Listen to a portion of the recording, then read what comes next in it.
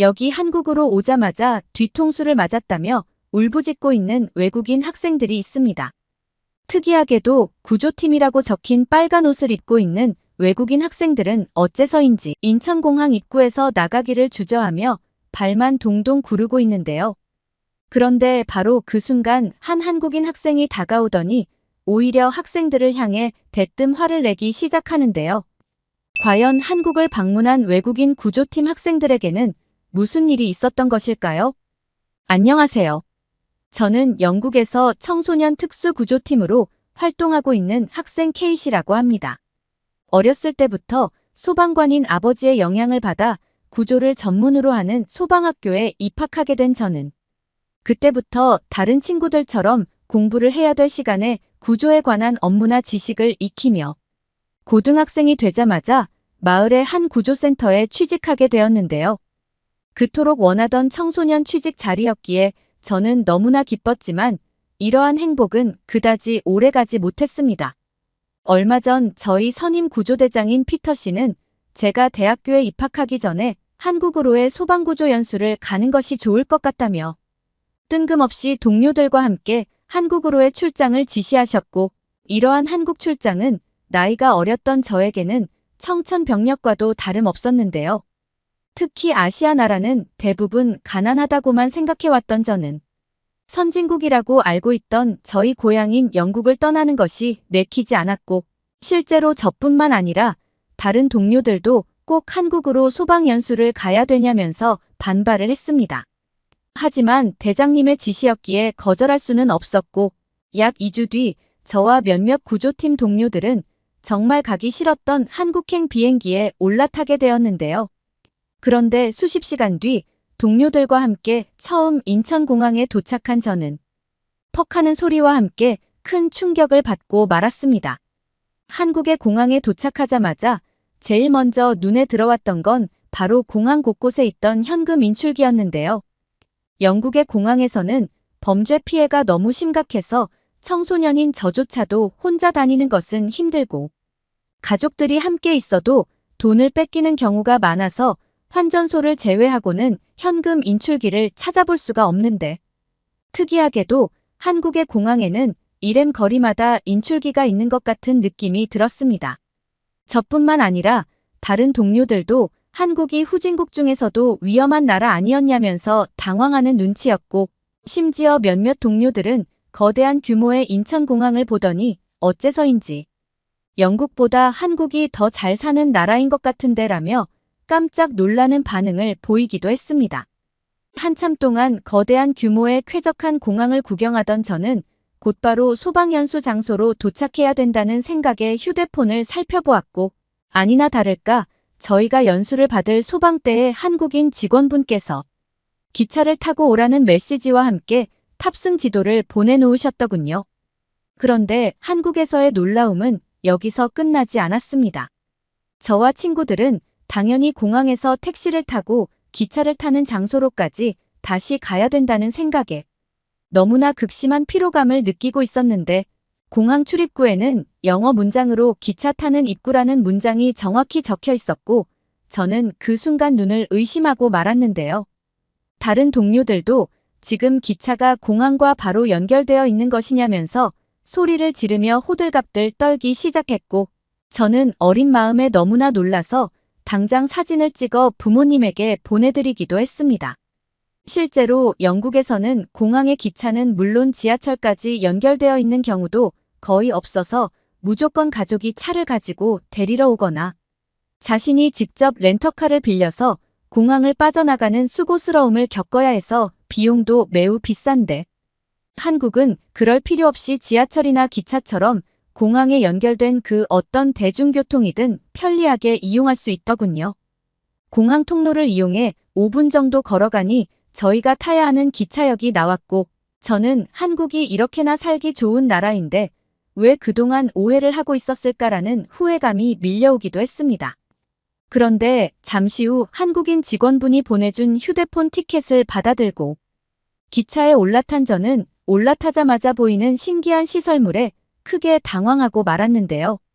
놀랍게도 기차 출입구에는 누가 봐도 자판기처럼 생긴 시설물이 운영되고 있었고, 심지어 자판기 내부에는 단순한 과자와 음료수부터 시작해 수면 안대와 보조 배터리라는 보면서도 무엇인지 감이 오지 않는 신기한 물건들이 판매되고 있었습니다. 특히나 영국의 현금 결제 자판기와 다르게 한국은 카드 하나로 자판기 내부의 물건을 전부 살 수 있었고, 다른 동료들도 카드 결제가 되는 무인 자판기를 보더니 어떻게 이게 가능하냐면서 좌석에 앉지도 않은 채 한참 동안 자판기를 살펴보기 시작했는데요. 저와 동료들은 조금 고민을 하다 온열 수면 안대라고 되어 있는 물품을 구매해 보기로 했고, 너무나 편리하게 카드로 결제가 가능한 것은 물론 디지털 가격표와 안내문이 영어로 바뀌는 모습에 이게 진짜 디지털 선진국이구나라는 큰 충격을 받기도 했습니다. 더군다나 더욱 이해할 수 없었던 것은 이러한 고가의 자판기가 무인으로 운영되고 있음에도 그 누구도 자판기 내부에 현금을 가져가거나 물품을 가져가려는 도둑이나 노숙자가 전혀 보이지 않았다는 사실인데요. 때마침 객실에서는 한국인 직원분이 다가오고 계셨고, 저와 동료들은 한국인 직원분에게 휴대폰 번역기를 통해 이러한 무인 자판기에 도난 사고가 발생하지는 않냐는 질문과 함께 온열수면 안대가 대체 무엇인지 설명을 해달라고 했습니다. 저희의 질문을 들은 한국인 직원분께서는 작은 미소를 보이시더니 기차 내부에서 누가 물건을 훔쳐가겠냐면서 도저히 믿기 어려운 설명을 해주셨고, 수면 안 되는 객실에서 숙면을 취하는 승객들을 위해 판매되고 있다는 더더욱 이해할 수 없는 말을 이어나가셨는데요. 특히나 영국에서는 기차나 버스에서 잠을 자는 것은 자신의 물건을 훔쳐가라는 동의로 통할 만큼 치안이 너무나 좋지 않아서 대중교통에서 잠을 자는 것은 상상조차 불가능한데, 한국은 얼마나 안전한 것인지 기차 내부 자판기에서마저 수면에 도움을 주는 온열 안대를 팔고 있었던 것입니다. 또한 객실 내부에서도 한국의 선진국 놀라움은 끊이지 않았는데요. 더럽고 쾌적하지 못한 영국의 기차와 달리 한국의 기차 객실 내부는 쾌적한 것을 뛰어넘어 마치 하나의 호텔처럼 느껴질 정도로 좌석 간의 간격이 넓고 쾌적했고, 특히나 모든 좌석에서 무료로 와이파이와 전기가 제공되고 있다는 사실은 이러한 공공시설들을 사용하면서도 이래도 되나라는 생각이 들 정도였습니다. 평소 불면증을 알아왔던 저는 수면 안대는 물론 영국에 있을 때부터 수면에 도움을 주는 물품들을 다 써봤었기에 한국 기차에서 판매하는 온열 안대가 별 볼 일 없을 것이라고 생각했는데, 놀랍게도 온열 수면 한 대는 눈에 가져다 대자마자 따뜻한 기운이 느껴지며 엄청난 잠이 쏟아졌는데요. 한국 돈으로 3,000원도 하지 않는 가격이었기에 저는 너무 놀라서 다른 동료에게도 자판기에 수면 한 대를 써보라고 했고, 다른 동료들 또한 어떻게 이게 3,000원이냐면서 기겁하는 반응을 보였습니다. 영국에서는 천으로 만들어진 수면 한 대도 2만 원이 넘는 것이 현실이기에 저는 한국과 영국의 생활편의 기술력 차이가 이렇게나 낮다는 사실에 큰 좌절감을 느꼈고, 이내 수면 안대를 착용하고는 금세 잠에 들어버리고 말았는데요. 오랜만에 취하는 불면증 없는 취침의 저는 기차였음에도 너무나 편안하게 휴식을 취할 수 있었고, 언제나의 물품이 도난을 당할까 생각해야 되는 영국의 생활 방식과 너무나 다름. 한국의 안전하고도 자유로운 공공시설에 이게 진짜 선진국이지라는 감탄사만 나올 뿐이었습니다. 약 1시간 뒤 기차역에서 내린 저희는 곧바로 짐을 챙겨 연수를 받기로 했던 서울 중심가로 향했는데요. 그런데 동료들과 함께 길을 걷던 중 갑자기 저희 동료 중 한 명이었던 손익이 으악하는 소리와 함께 자신이 들고 있던 여행 캐리어를 놓치고 말았습니다. 강을 지나가는 다리를 건너고 있었기에 손익의 캐리어는 곧바로 강물에 전부 젖어버렸고, 더군다나 떨어뜨리면서의 충격으로 가방까지 열려 내부의 구급 대원복과 평상복이 전부 젖어버리고 말았는데요. 다행히도 근처에 있던 한국인 분이 곧바로 캐리어를 잡아주셔서 물에 떠내려가지는 않았지만, 손익은 이제부터 입을 옷이 없는데 도대체 어떻게 해야 되냐며 침울한 표정을 보였습니다. 또한 한국에 익숙하지 않았던 저와 동료들도 손익의 문제를 어떻게 해결해야 할지 몰라 할 말을 잃은 채로 그렇게 강의 다리에 걸쳐 앉아 있었는데요. 그런데 바로 그 순간 한 한국인 학생이 다가오더니 저희에게 무슨 문제가 생긴 것이냐며 능숙한 영어로 질문을 걸어왔습니다. 저와 비슷한 나이로 보이던 그녀는 한국에서는 부자에 속하는지 영국인보다 더욱 좋은 영어 발음으로 저희에게 계속해서 말을 건넸고 저와 동료는 손익의 옷이 전부 젖어버려서 앞으로의 연수 계획을 어떻게 해야 할지 모르겠다는 설명을 해나갔는데요. 그런데 자신을 도경이라고 소개한 그녀는 갑자기 무언가 결심한 듯 상황을 해결할 수 있으니 빨리 따라오라며 어딘가로 뛰어가기 시작했고 저와 손익은 아무런 기대 없이 그녀의 뒤를 따랐습니다.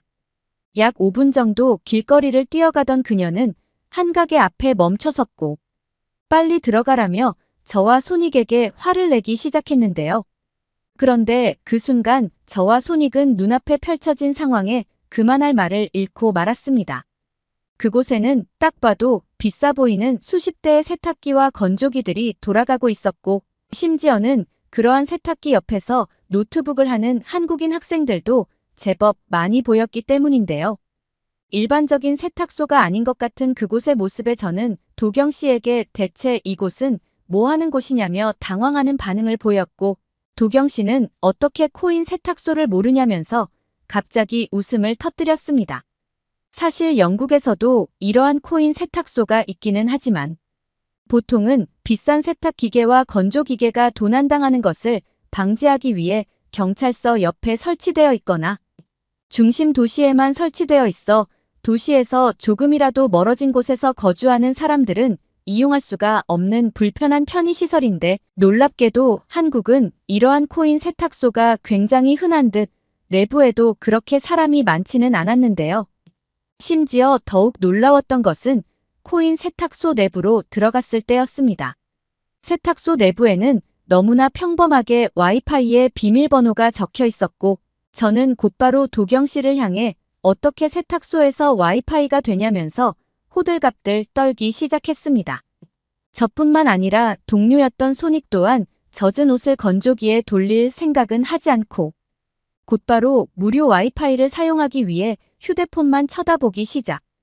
도경 씨는 그러한 저와 손익의 모습을 보며 영국에는 공용 와이파이가 없는 나라냐면서 황당하다는 듯한 질문을 걸어왔습니다. 선진국이라고 생각했던 영국은 한국과 비교해서 너무나 열악하고 기술적으로 부족한 나라처럼 느껴졌고 세탁소 내부에서마저 무료 와이파이를 사용할 수 있다는 사실은 영국인인 저와 손익에게 신세계 그 자체처럼 느껴졌는데요. 또한 더욱 신기했던 것은 코인 세탁소의 요금과 쾌적함이었습니다. 보통 영국에서는 코인 세탁소 내부가 범죄자들이나 노숙자들의 거점처럼 사용되는 경우가 많아서 세탁기 내부도 그만큼 더러운 것이 일반적인데 한국의 코인 세탁소 내부는 세탁기와 건조기들이 자동으로 세척이 가동되는 깨끗한 시스템과 함께 세탁기의 오염도를 눈으로 확인할 수 있는 디지털 게시판마저 편리하게 외부로 확인할 수 있었는데요. 신기하게 세탁기와 건조기를 지켜보는 저와 손익의 모습이 답답했는지 도경 씨는 빨리 캐리어에 옷을 꺼내서 세탁기에 넣어보라며 재촉했고 저는 그러한 도경 씨의 말이 이해가 되지 않았습니다. 영국에서는 아무리 빨리 세탁소에 옷을 맡겨도 최소 하루가 걸리는 것은 기본이다. 저와 손익은 어차피 이미 늦은 거 코인 세탁소의 내부를 구경하려고만 했기 때문인데요.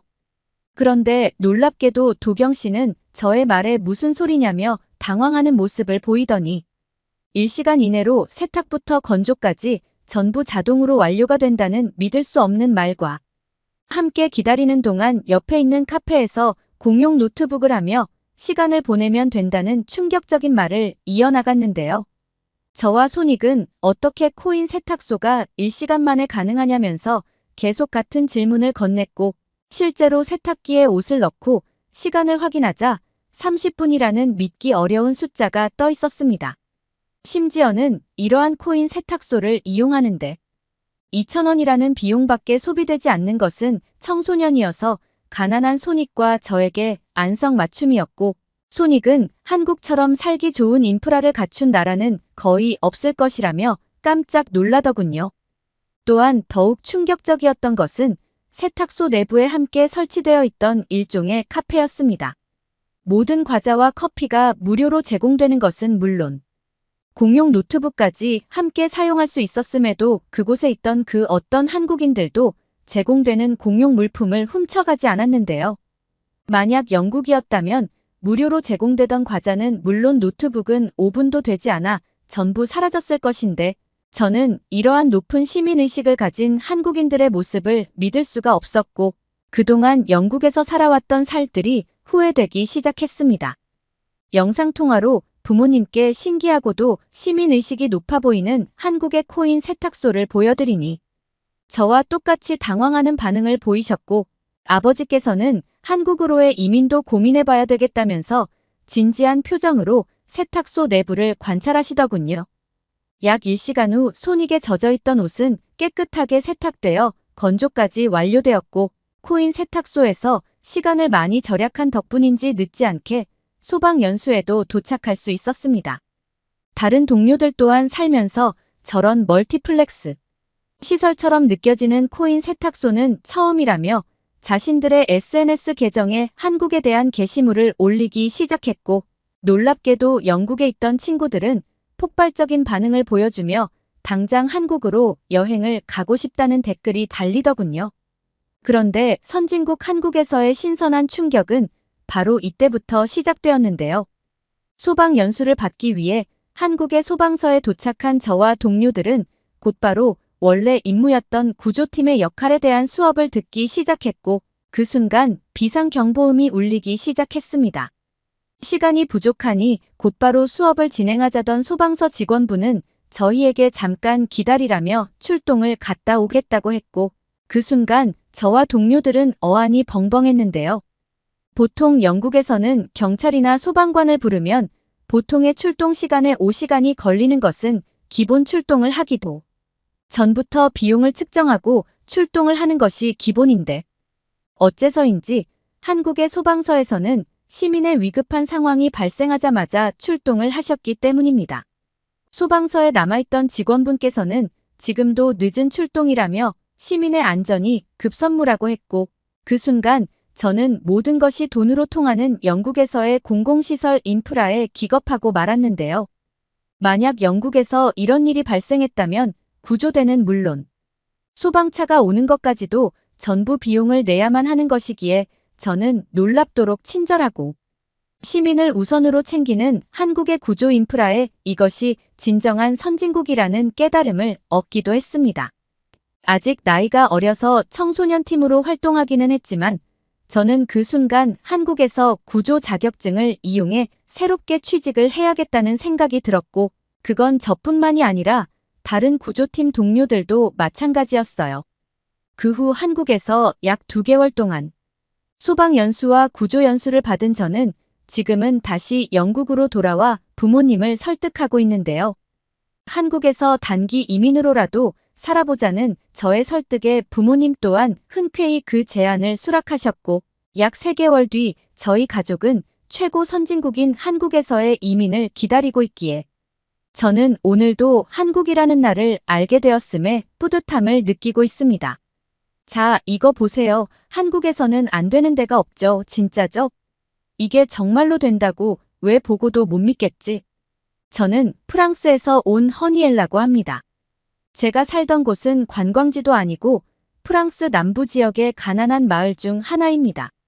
한국인들은 프랑스도 경제대국의 선진국이 아니냐고 물어보시는 분들이 많지만 그건 어디까지나 프랑스의 북부의 부유한 도시들에 해당되는 이야기이고 프랑스 남부 같은 경우는 정말 여기가 유럽이 맞나 싶을 정도로 경제력도 없고 가난한 사람들만 사는 지역이에요.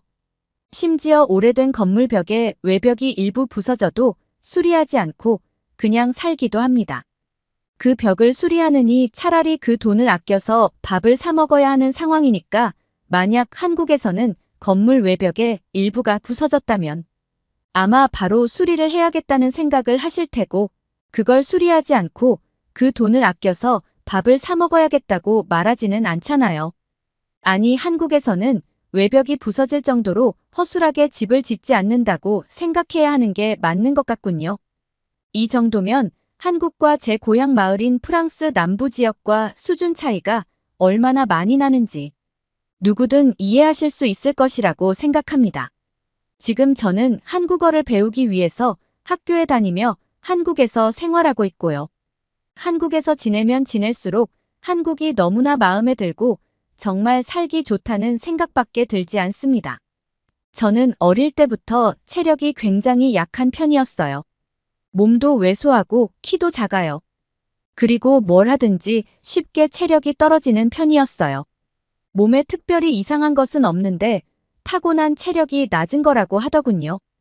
이런 것을 극복할 수 있는 방법은 약이 아니라 꾸준한 운동이라고 들었고, 대단한 운동이나 대단한 근력 운동이 아니라 꾸준히 조깅을 하면서 서서히 뛸 수 있는 거리를 늘려가면서 뛰는 것이라고 해요. 그래서 저는 중학생 때부터 아버지와 함께 집 주변에서 늘 조깅을 했습니다. 처음에는 500m도 못 뛰었는데 이제는 마음 먹으면 10kg를 뛸 수도 있어요. 이렇게 되기까지 정말 많은 시간이 들었고 언제든지 러닝을 쉬게 되면 다시 체력이 떨어진다는 것을 느끼기 때문에 한국에서도 혼자 러닝을 하며 체력을 유지하고 있어요. 그리고 부모님이 없는 형편에 한국에까지 보내주셨는데 여기서 공부도 열심히 해서 한국어를 더 완벽하게 배워야겠다는 마음가짐이 있기 때문에 공부와 함께 매일같이 러닝도 하고 있습니다. 그리고 한국에서는 아버지와 함께 러닝을 뛸 수도 없지만 아버지가 안 계셔도 러닝을 하는 것에 부담이 없습니다. 제 고향 동네를 운동 삼아 도시를 뛰어다니기에 매우 환경이 나쁩니다. 보도가 매우 좁고 길도 구부러진 곳이 많아요. 게다가 사람들의 운전 습관도 매우 거칩니다. 때문에 보행자 입장에서 도로를 따라 걷는 게 두렵기도 해요. 하지만 한국은 도로도 넓지만 사람들이 다닐 수 있는 보도도 매우 넓은 편이고 심지어 보도블록도 정갈하게 잘 끼워져 있어요. 쉽게 말해 도시가 잘 정돈되어 있습니다. 길이 울퉁불퉁해서 러닝을 하기에 힘들다거나 때문에 발목을 다칠까봐 걱정하지도 않으며 차들은 도로에서 다니고 사람은 보도에서 다니기 때문에 보도에서 뛰고 있는 저는 늘 안전하다는 생각을 합니다. 게다가 프랑스에서는 불안한 마음과 차들이 지나가면 무서운 감정에 페이스가 흐트러지거나 신경을 다른 데 써야 해서 그랬는지 몰라도 한국에서는 제가 뛸 수 있는 거리가 더 빨리 늘어났고 속도도 빨라졌어요. 그리고 도시의 풍경도 너무나 정갈하고요. 계획 없이 막 생겨버린 제 고향 마을과는 천지 차이죠.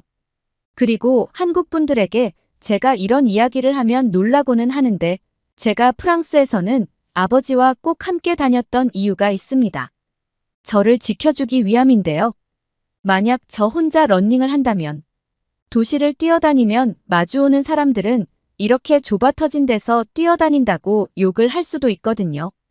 한국에서는 길거리에서 운동하는 사람들을 보면 자연스럽게 그들과 피해서 걷는 반면에 프랑스에서는 왜 내 앞길을 막아서 나를 귀찮게 하냐는 마인드가 있는 것이죠. 그것도 저와는 다르게 덩치도 크고 체력도 좋은 아버지가 함께 있으면 그런 이야기를 하지는 못하지만요. 때문에 프랑스에서는 늘 아버지와 함께 운동을 했습니다.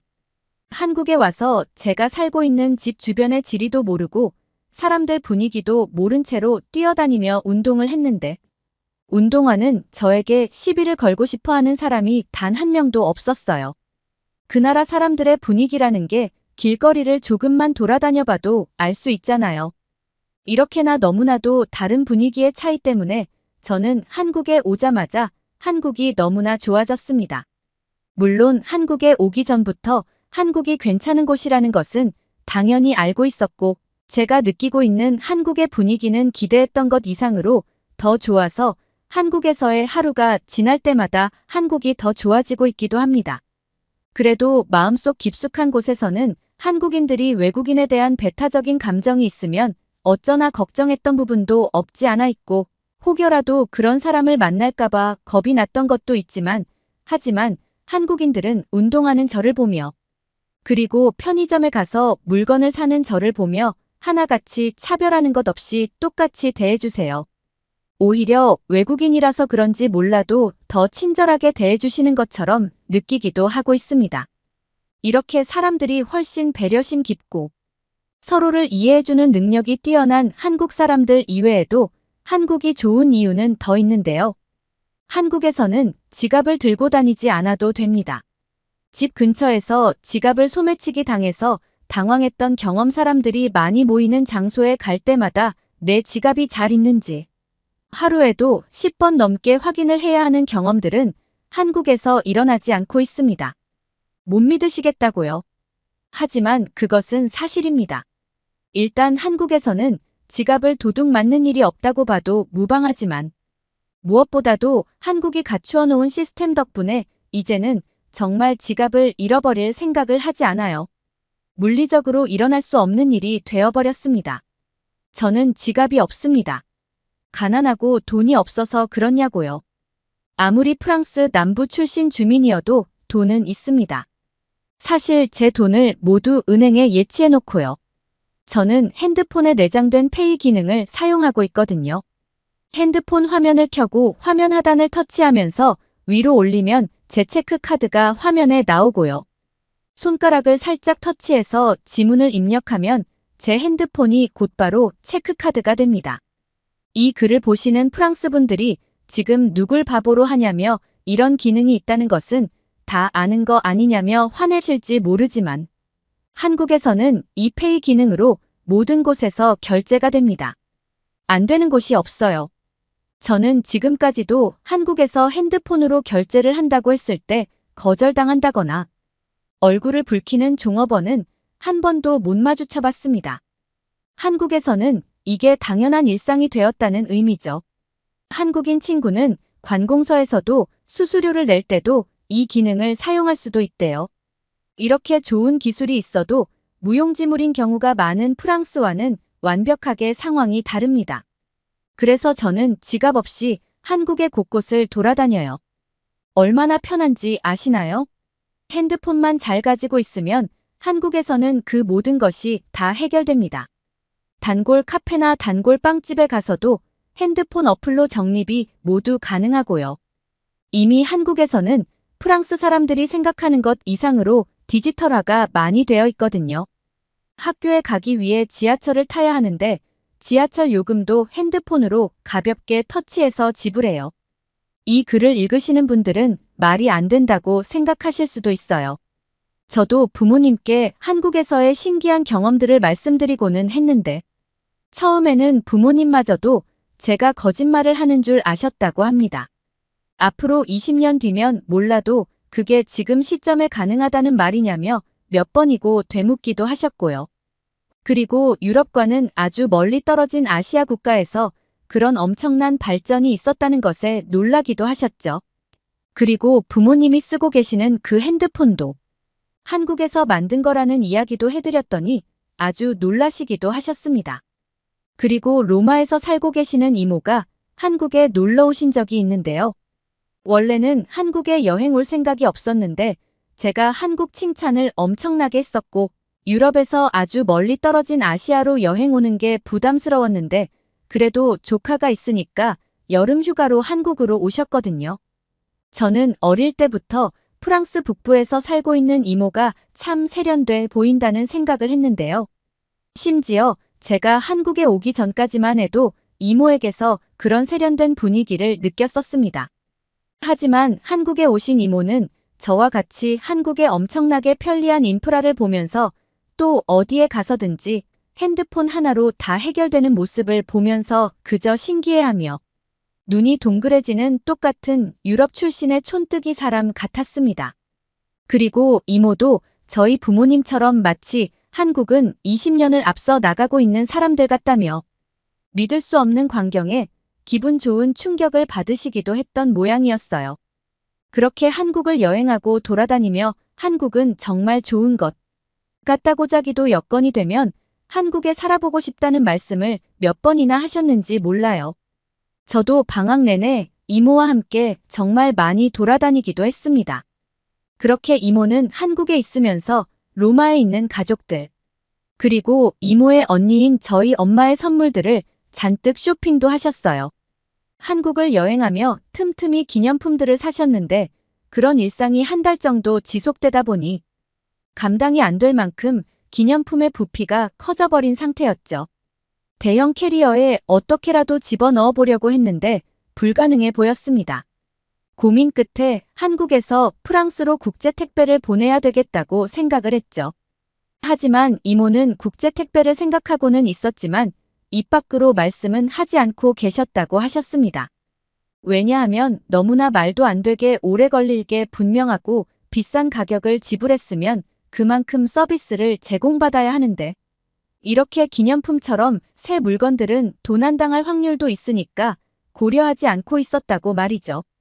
하지만 이모는 그 말씀을 스스로 내뱉으면서 잠깐 여기 한국이잖아. 한국이라면 다를 것 같은데 라는 말을 하셨어요. 저도 가만히 이모의 이야기를 듣다 보니 이모의 말이 뭔가 말이 안 듣는 것 같았거든요. 프랑스에서 그런 고민을 하고 있으면 그래도 어쩔 수 없지 않나 한번 믿어봐야 하지 않겠어라는 말을 했을 테지만 저와 이모가 겪어본 한국은 그런 걱정을 하지 않아도 되는 나라라는 것을 이미 각자 알고 있었거든요. 당장 근처에 있는 우체국으로 갔습니다. 무게에 따라 합리적으로 가격이 책정되었고요. 신청서 작성도 매우 간편했습니다. 정말 편지 한 장 보내는 것과 같은 수준의 편리함이었어요. 그리고 무엇보다도 우체국 직원들의 일처리 속도는 너무나 놀라웠습니다. 한국의 관공서는 저도 처음 방문해 보았지만 듣던 대로 정말 쾌적하고 모든 것이 빠르고 지체 없이 진행되는 느낌을 받았습니다. 창고의 한국인 직원은 저희에게 짐 부피가 크다며 얼굴을 찡그리지도 않았으며 정확하게 어느 시점쯤에 배송이 완료될 것이라는 구체적인 설명도 해주었고 내가 더 빨리 처리해 줄 수 있다며 담뱃값을 요구하지도 않았습니다. 그리고 직원은 핸드폰 번호를 요구했는데 카카오톡으로 배송의 실시간 현황을 추적해서 알려준다고 하더군요. 이모는 카카오톡이 없기 때문에 제 번호를 대신 알려주었고 저는 택배가 이동할 때마다 어떤 절차가 진행되고 있는지 알 수 있었어요. 저는 그걸 이모에게 보여주었고 이모는 세상에 이런 게 다 있냐며 너무나 신기해 하셨습니다. 관공서도 이런 식으로 높은 수준의 서비스를 제공하는 게 바로 한국이죠. 이쯤 되면 제가 왜 다시 제 고향 마을로 돌아갈 수 없는 사람이 되었는지 충분히 이해해 주시리라 생각됩니다. 때문에 저는 처음에 가볍게 한국어만 배워서 프랑스로 돌아가야겠다고 마음먹었던 생각을 바꾸기로 결정했어요. 한국에서 더 치열하게 경쟁하고 더 치열하게 공부해서 한국의 회사에 취직도 하겠다는 목표를 세웠고요. 그리고 장기적으로는 한국에 거주할 수 있는 영주권을 취득하는 게 목표예요. 쉽지 않겠지만 이렇게 발전된 사회가 저는 너무나 편리하고 무엇보다도 너무나 안전하고 사람들도 친절하잖아요. 그리고 무엇보다도 제가 한국 사람처럼 행동하고 생각하는 사람이 되는 게 목표예요. 아직도 사실 한국의 시스템들이 너무 말이 안 돼서 못 믿어올 때가 있고 늘 그렇듯 그 못 믿더움은 더 큰 신뢰로 돌아오거든요. 이모도 한국을 경험해보고 프랑스로 돌아오지 말고 꼭 한국에 남아있겠다는 제 목표가 이루어지기를 바란다는 덕담도 해주고 프랑스로 돌아가셨죠? 다시 얼굴 못 봐도 되니 여기 살으라며 말이죠. 자존심 높은 프랑스 북부 사람인 이모도 이런 말을 하실 정도이니 한국이 얼마나 좋은 곳인지 체감이 되시나요? 어린 시절에는 유럽 안에서 태어난 것을 축복이고 행운이라고 생각하며 살았지만 지금 시대에는 그 반대가 되어야 하지 않을까 싶습니다. 한국에서의 반려견 문화는 아무래도 후진국이지 않을까요? 벨라루스에서 태어난 제가 한국에서 배울 게 뭐가 있겠어요? 안녕하세요. 저는 서울에서 거주하고 있는 30살 초반 벨기에 여성입니다. 제 이름은 아르망이에요. 저는 수의학 전공을 했고 지금은 한국의 한 큰 동물병원에서 수의사로 일하고 있습니다. 오늘 제가 전해드릴 사연은 동물의 죽음을 애도하면서 맺은 사랑 이야기입니다. 제가 벨라루스 한 유명 대학에서 봄과 인연을 보냈던 시간은 꿈만 같았어요. 동물의 병이나 죽음을 다스리는 이론을 책으로 배우면서 뿌듯함과 자존감이 샘솟았죠. 하지만 본과 대학 2년을 마치고 3년째 현장 실습을 나가게 되면서 저는 깊은 절망감과 우울에 시달려야 했습니다. 특히 유기동물 보호소에서 보낸 한 달의 시간은 악몽보다 더한 끔찍함 그 자체였죠. 정돈되지 않은 견사에서 개들은 안락사라는 죽음의 시간만을 기다리고 있었어요. 하루 몇 마리, 몇 시 몇 분 유기견을 찾아가지 않거나 입양에 가지 않으면 개들은 주사 한 방에 목숨을 잃어버려야 했죠. 더욱 더 슬픈 사실은 개들이 안락사에 처해지기 전까지도 사람들을 믿고 따른다는 거였어요. 유기견 보호소에서 처음 만난 제시라는 아이. 그 아이도 제게 많은 기쁨을 주었지만 결국 벨라루스 동물보호법대로 안락사에 처해지고 말았죠. 그렇게 3학년을 마치고 4학년이 됐을 때 완전히 변해버린 채 얼굴을 확인할 수 있었어요. 아니, 얼굴이 아니라 물꼬리라고 말해야 할 것 같네요.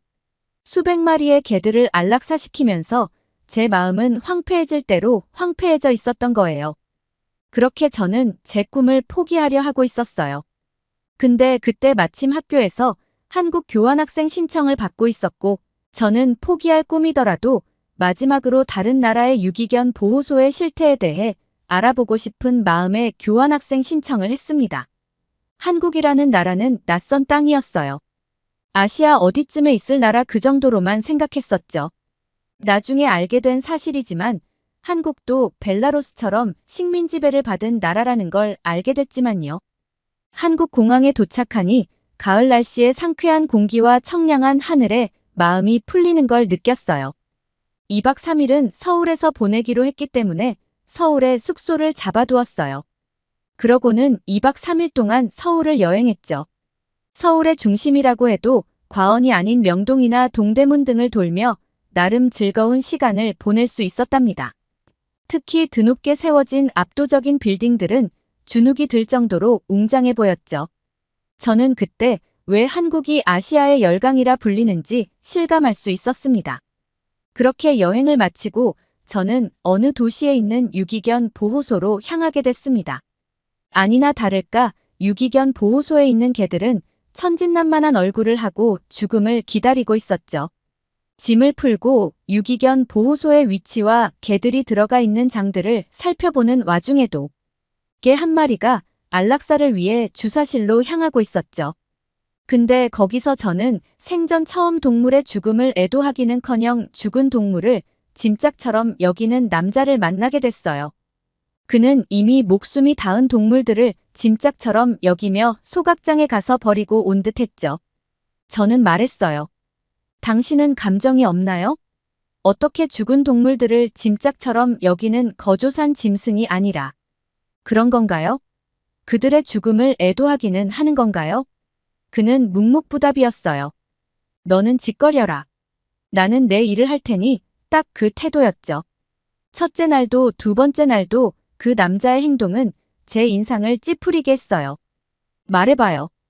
당신은 여기서 죽은 개들이나 치우면서 돈만 받고 살면 다인가요? 어떻게 죽은 동물들에게 그렇게 매정할 수 있죠? 그렇게 말하자 남자가 대답했어요. 누군가는 해야 할 일입니다. 당신 같은 사람은 할 수 없는 일이죠. 당신은 눈물이 많고 많은 우울을 안고 살고 있겠죠.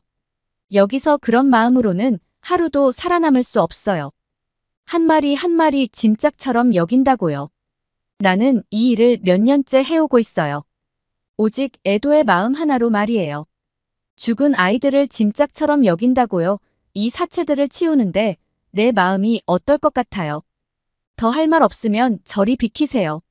저는 얼굴이 밝게져 견사 뒤에 있는 방으로 돌아왔어요. 그러고는 그 남자가 한 말들을 하나하나 되짚어 생각해봤죠. 그가 처한 열악한 작업 환경도 생각해봤고요. 저는 그 남자가 그렇게 행동하는 이유를 효율성에서 답을 찾을 수 있었어요. 하루가 멀다 하고 죽어나가는 동물들을 한 마리 한 마리 애지중지 살포시 안아 소각장으로 향하는 건 그에게 작업할 시간을 뺏는 것과 같을 터였죠. 그래서 그는 죽은 동물들을 최대한 빠르게 처리하기 위해 그런 행동을 했던 거였어요. 생각이 거기까지 미치자 어떻게 해야 동물들의 죽음 앞에서 초연할 수 있을지 생각하게 됐답니다. 그리고 마침내 동물이 죽으면 영혼도 함께 사라진다는 믿음을 가질 수 있게 됐죠. 슬프지만 인정해야 할 것이었어요. 그렇지만 몸이 잘 따라주지 않았어요. 몸과 머리가 따로 놀기 시작한 거였죠. 그런데 제가 묵는 숙소 문 앞에 아침마다 우유가 놓여져 있었어요.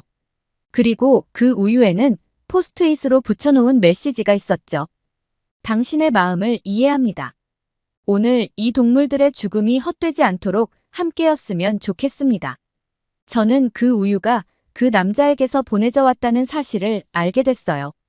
수의사가 2명뿐인 견사에서 그 우유를 보낼 수 있었던 건 그 남자밖에 없었기 때문이에요. 여자 수의사와는 안면도 트지 않았을 뿐더러 말 한마디 섞어보지 않은 상태였으니 말이에요. 저는 동료인 그 남자를 믿어보기로 했어요. 그리고 감상적이고 감성적인 면을 털어내버리고 본격적으로 유기견 관리와 유기견 안락사를 직접 몸소 체득해보기로 했죠. 하지만 그 남자를 포함한 여수의사 1명이 모든 걸 체계적으로 기계적으로 견사를 관리하고 있었기 때문에 막상 제가 할 일은 없어 보였어요. 그래서 저는 그 남자에게 인터넷 플랫폼을 이용해 유기견 입양 캠페인과 후원금 모금을 해보는 게 어떻겠느냐 제안했습니다. 그리고 마침내 그 남자는 좋은 생각이라며 제 제안을 흔쾌히 수락해 주었죠. 사지 말고 입양하세요 같은 논조로 인스타그램, 블로그, 트위터 등 많은 인터넷 플랫폼에 글을 올리기 시작. 한 사이트에서는 유기견 동물보호센터가 처한 열악한 환경을 소개하고 후원금을 받는다 게시하기 시작했죠. 제 노력이 빛을 발했던 걸까요? 인터넷 홍보를 시작한 지 보름쯤 지나 어느 노부부가 유기견 보호센터에 방문해 검은 셰퍼드 1마리를 입양해 갔죠. 그리고 또 일주일이 지난 어느 날 한 가족이 찾아와 제니라는 요크셔 테리어 1마리를 입양해 갔고요. 후원금도 적게나마 30만 원이나 모였고 앞으로 더욱 홍보를 잘하면 이 유기센터에 큰 도움을 줄 수 있겠다 생각하게 됐죠. 그 남자의 이름은 영주였는데 저는 제 일을 원활히 수행하면서 더욱 돈독한 사이가 될 수 있었어요. 그도 영어를 아주 잘했기 때문에 의사소통에 문제가 없었죠. 그렇게 영조 씨와 사이가 좋아진 시기에 영조 씨는 제게 유기견 보호센터 휴일을 이용해 제게 교회로 나가 식사를 할 것을 제안했어요. 저는 친절하고 겸손한 영주 씨의 제안을 수락했어요. 그러고는 함께 도시로 나가 근사한 레스토랑에서 함께 식사를 했죠. 아르망 당신이 여기 온 지도 어느덧 한 달이 다 돼가네요. 요즘 컨디션은 어떤가요? 내 영주 씨의 말에 감명받은 이후로 더 이상 감상적이고 감성적인 생각은 없어졌어요. 어떻게 하면 한 마리라도 더 입양시키고 후원금을 더 많이 모금할 수 있을까에만 집중하고 있죠. 그렇게 일에 대해 화기애애하게 말을 주고받고 있는데 뜬금없이 씨는 자신이 입고 있던 슈트에서 네모난 작은 상자 하나를 꺼냈어요. 그러고는 제게 넘겨주었죠. 아르망 당신의 진실된 노력에 감명과 감동을 느꼈어요. 괜찮다면 제 마음을 받아주시겠어요? 영주 씨는 작은 반지를 건네며 그렇게 제게 교제를 제안해왔고 저는 성실하고 겸손한 영주 씨 제안을 거절할 이유가 없었죠. 그렇게 저와 영주 씨는 교제를 시작하게 됐답니다. 영주 씨와 교제를 시작한 이후 더욱더 좋아진 컨디션으로 유기견 관리와 안락사를 원활히 해 나갈 수 있었어요. 물론 안락사를 당하는 동물들과 안락사를 기다리고 있는 개들을 보면 여전히 슬프기는 했지만 그 기분에 완전히 함몰되는 것은 아니었답니다. 그렇게 하루하루 의미 있는 시간을 보내던 어느 날이었어요. 밤이었죠. 영주 씨의 긴급한 전화를 받고 견사에 나가보니 한 믹스견이 혈당 쇼크로 죽을 위기에 처해 있었어요. 써니였어요. 혈당 강화제를 투여하고 링거를 놓고 믹스견인 써니가 일어나 죽기만을 바랐어요. 하지만 써니는 운명을 달리하고 말았죠. 써니는 전 주인에게 학대당한 개로 왼쪽 발목까지 절단을 해야 했던 아이였어요. 보호소에 처음 왔을 때 제가 처음으로 마음을 준 개이기도 했고요. 어찌나 살갑게 저를 대하든지 할 수만 있다면 제가 입양해 키우고 싶을 정도였죠. 그런 써니가 죽었다고 생각하니 다시 저는 크게 낙담할 수밖에 없었어요. 보호소에 와서 직접적으로 일에 가담한 이후의 일들이 모두 의미 없게 느껴졌죠. 그래서는 안 됐지만 저는 써니의 죽음 이후로 방 안에 틀어박혀 이틀 내내 눈물을 흘려야 했어요. 영주 씨의 위로도 여수의사의 위로도 다시 닫혀버린 채 마음을 열 수는 없었어요. 써니가 죽고 3일째 되던 날이었어요. 그날은 서울의 한 수의학대학에서 봉사를 하러 오기로 한 날이었죠. 학생들을 맞이해야 했기 때문에 저는 견사로 다시 나설 수밖에 없었어요. 학생들은 모두 얼굴에 생기가 가득했어요. 그리고 더럽혀진 견사를 청소하고 죽은 동물들을 소각하고 제가 해왔던 캠페인과 후원금 모금까지 일사천리로 자신들의 일을 해나갔죠. 학생들을 보며 생각했어요. 한국인들은 이렇게 낙천적이구나. 자신이 하는 일에 대해서만큼은 전문적인 부분이 있구나 하고 말이에요. 저는 그들의 선한 영향력을 받아 다시 닫혔던 마음을 열기로 했어요. 학생들이 돌아간 다음 날부터 다시 저는 제가 해왔던 일들을 하기 시작했어요. 인터넷 플랫폼을 이용해 사지 말고 입양하세요라는 문구를 만들어 게시하기 시작했고 후원금 모금 사이트에는 한 달이 지난 유기견 보호센터의 현황에 대해 다시 글을 올리기 시작했죠. 다시 제 노력이 빛을 발했던 걸까요? 인터넷 홍보를 시작한 지 3일 만에 한 가족이 센터를 방문해 유기견을 입양해 갔고 또 일주일이 지난 날에는 다른 유기견을 입양해 갔어요. 후원금도 30만 원에서 80만 원으로 올라갔고요. 그리고 그쯤에 저는 학교 졸업 논문을 쓰기 시작했어요. 한국 유기동물 보호소의 현황과 실태에 관해서 말이죠. 그렇게 바쁘게 생활하다 보니 몸이 지치기 시작했지만 잠생각이 없어지고 올바른 식습관과 생활을 해나갈 수 있었죠. 그렇게 시간이 흐르고 흘러 마침내 교환 학생 시기가 끝날 때가 다가왔어요. 저는 두려웠어요. 이렇게 정의된 센터와 영주 씨와 이별을 해야 하는 것 때문이야 하지만 영주 씨는 제게 어디에 있든 얼마나 떨어져 있든 당신을 사랑하는 마음은 변하지 않을 것이라 따뜻한 말을 건네주었죠. 벨라루스에 돌아온 저는 유기동물 방치와 안락사의 현황과 실태를 시민들에게 알리는 캠페인을 진행했어요. 그러고 벨라루스에 있는 여러 열악한 환경에 놓여 있는 보호센터를 알리며 후원금 모금도 진행했고요. 서로 서 있는 곳만 달랐지. 저는 한국에 있는 센터와 영주 씨가 늘 저와 함께 동행한다는 생각으로 하루하루 힘차게 앞으로 나아갔답니다. 영주 씨와는 전화와 이메일로 서로의 안부를 묻고 사랑의 말을 속삭였어요. 아무리 멀리 떨어져 있어도 변하지 않는 사랑이 있다는 걸 깨닫게 해준 것도 영주 씨였죠. 그렇게 저는 마침내 대학본과 4학년을 마치고 진로에 대해 고민하게 됐어요. 벨라루스에서 계속 수의사 겸 사회운동가로 활동할 것이냐, 아니면 사랑하는 씨가 있는 한국에 가서 수의사로 일할 것이냐 하는 문제였죠. 어렵게 보이는 고민 끝에 저는 생각보다 빨리 고민을 정리할 수 있었어요.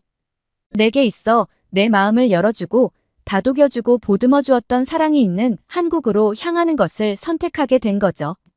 그렇게 짧다면 짧고 길다면 길다 할 수 있는 2년 동안의 영주 씨와의 열애 끝에 약혼을 하기로 했죠.